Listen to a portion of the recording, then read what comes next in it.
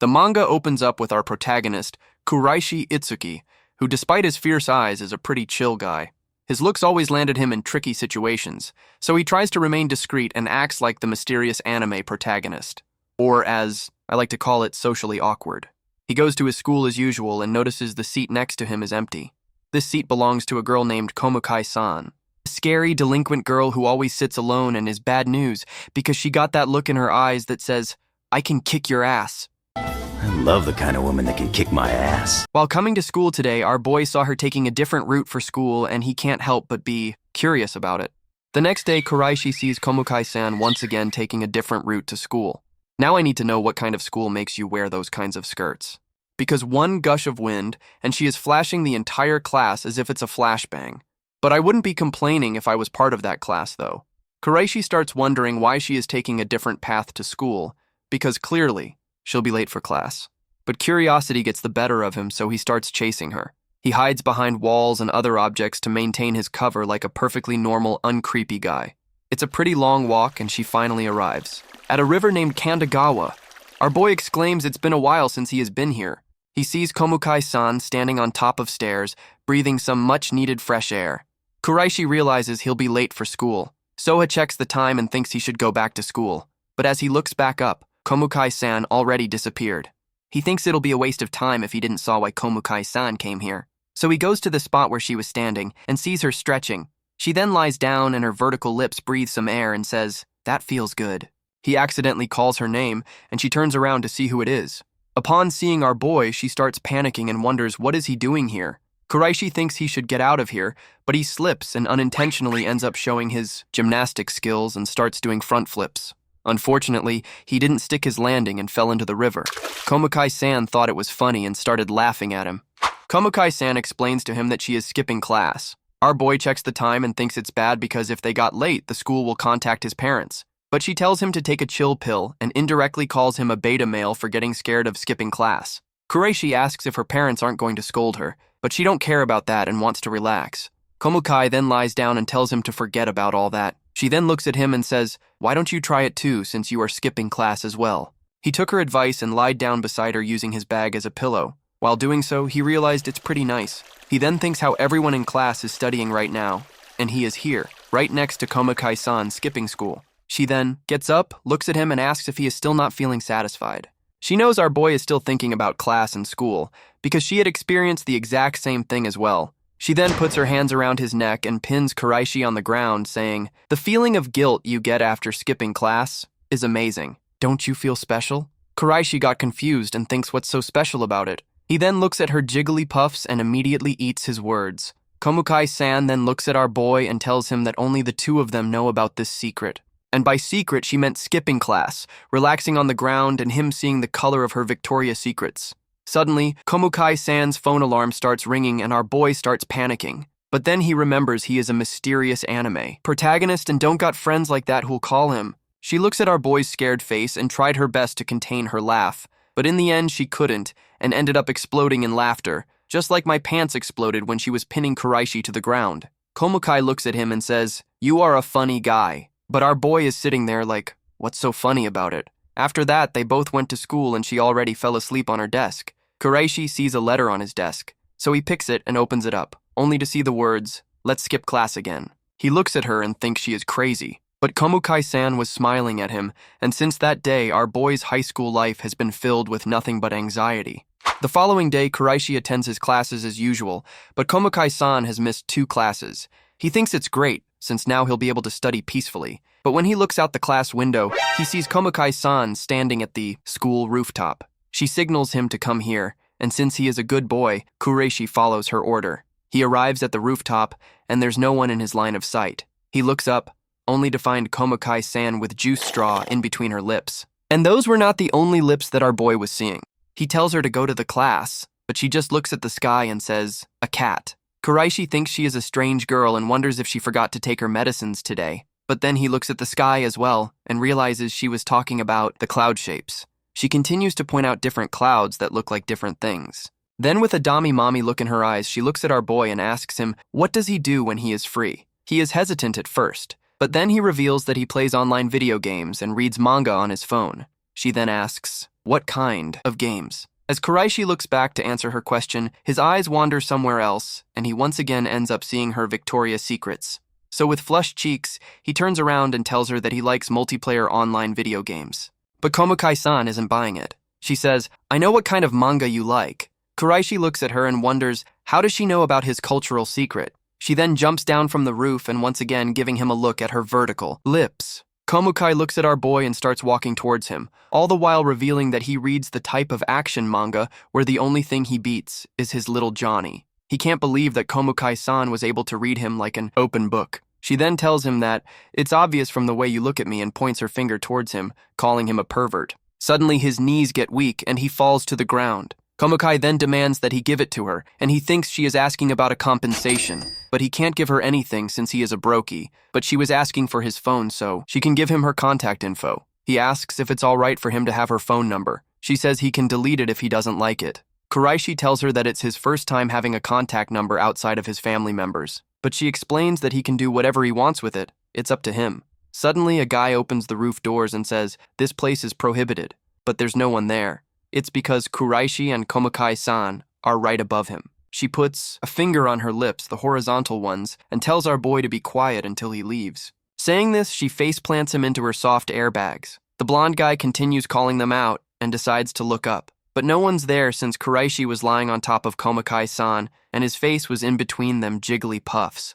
Call him Max Holloway since he keeps getting blessed. Now YouTube Chan won't let me show you these cultured panels, so you have to read the manga for yourself. Finally, the guy accepts he is schizophrenic and walks off. Kuraishi quickly gets up and starts apologizing to her. With a smirk on her face, she tells him not to get off with that face, since that will make her sad. Personally, I would have folded right here like an omelet. She then tells him to close his eyes. Our boy thinks it's his lucky day, and he is going to share his first kiss with none other than Komukai-san. But instead of first kiss, he receives his first flick on the forehead instead. It was so hard that he almost fell backwards. Komukai-san then thanks him since him being with her makes her day a lot more enjoyable.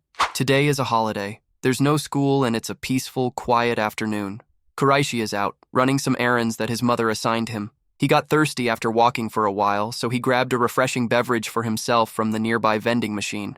He entered the nearby park and saw something unexpected. Komukai-san was sitting on one of the benches, chilling by herself. He sits beside her and explains that he was running some errands that her mom assigned him, and asks, "What is she doing here?" But she says, "That's classified information, buddy." Komukai-san then looks at our boy and tells him she doesn't mind sharing that classified information with him, but does he have the commitment to listen until the end? Kuraishi got nervous after hearing this and decided to drink the beverage he bought earlier. But as soon as he drank from the bottle, he knew something wasn't right.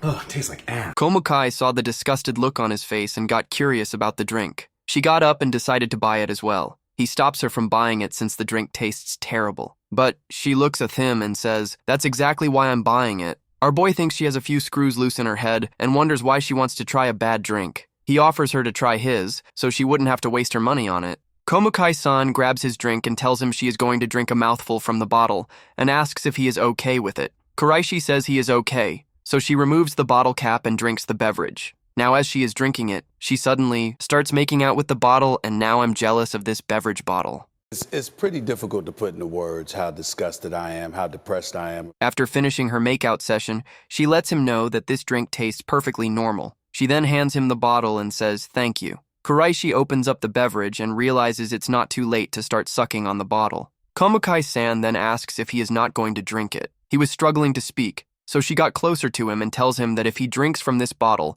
it will be considered an indirect kiss. Our boy starts blushing so hard that steam starts coming out of his head. Komukai-san saw this and started laughing. Now I'm wondering if our boy Kuraishi has that unspoken riz, since he is making Komukai-san laugh to the point where her stomach hurts. She then thanks him for making his day and walks off. Now that our boy is all alone, he checks his surroundings and twists open the cap, so he can suck on it like a glizzy gobbler. But suddenly Komukai-san appears behind him and catches him lacking in 4K Ultra HD. Our boy starts sweating, so she hands him another beverage. She then tells him that I don't feel good always receiving.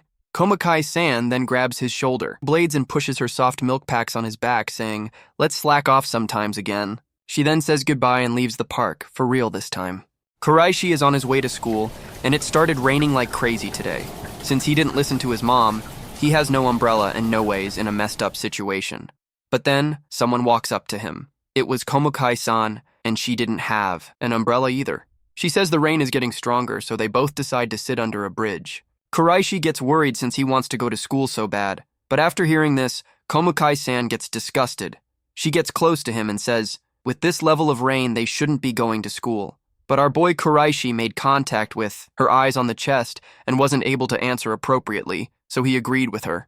Then suddenly, Komukai-san sneezed. He was surprised to hear such a high-pitched voice from her, since he never heard something like this before. She then turns around with menacing look on her face and tells Kuraishi to act like as if he never heard it. But she continued sneezing and her skirt goes flying every time she sneezes, revealing her Victoria's Secrets. Our boy immediately opens his bag and pulls out his jacket. He then gives it to her so she can stay warm, but she seems pretty skeptical and wonders if it is clean. Kuraishi assures her it's clean and realizes she can be pretty rude sometimes. She then tells him to turn around since she is going to change right here. With his face on the other side, our boy starts imagining wild scenarios in his head, but somehow his willpower ends up carrying him through this tough time. She finished changing, and surprisingly, they both have the exact same size. However, it's a bit tight around the chest area, which is to be expected since our boy is flat-chested. She thanks him and lets him know that she has removed all her clothes underneath the jacket and isn't feeling cold anymore.